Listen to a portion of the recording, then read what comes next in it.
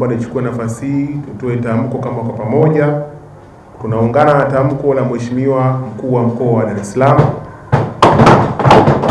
na mabasi yote yaingie stendi ya Magufuli. Stendi ya Magufuli tumefanya uwekezaji mkubwa kama serikali yetu, lakini kuna zaidi ya bilioni 53 ziko pale na bado tunatakiwa tumalize bilioni zingine 8.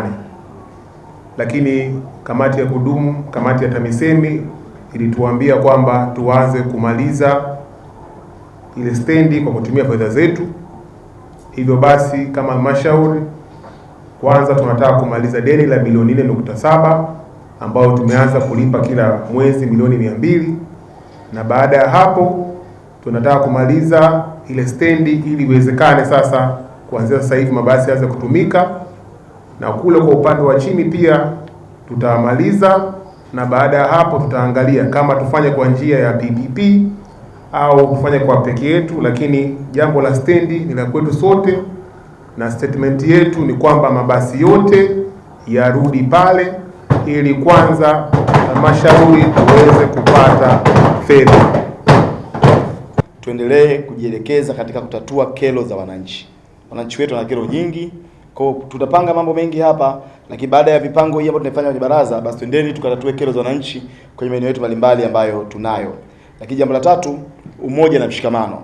Hatuwezi kufanikiwa kama tusipokuwa wamoja, tusipoongea lugha moja, na hatuwezi kufanikiwa endapo hatutakuwa na ushirikiano baina ya watendaji pamoja na madiwani, kwenye viti vya mitaa na chama kwa ujumla. Kwa hiyo niendelee kusisitiza Msekimea kwa niaba ya chama, tuendelee kushirikiana, tuendelee kuwa na umoja, na tujue dhamana ambayo tunayo hapa ni dhamana ya taswira Mheshimiwa Rais ambaye ndiye mwenye serikali yake, na sisi tuko chini huku kutekeleza yale ambayo yameelekezwa na ilani na chama na Mheshimiwa Rais mwenyewe, tunatimiza maono yake.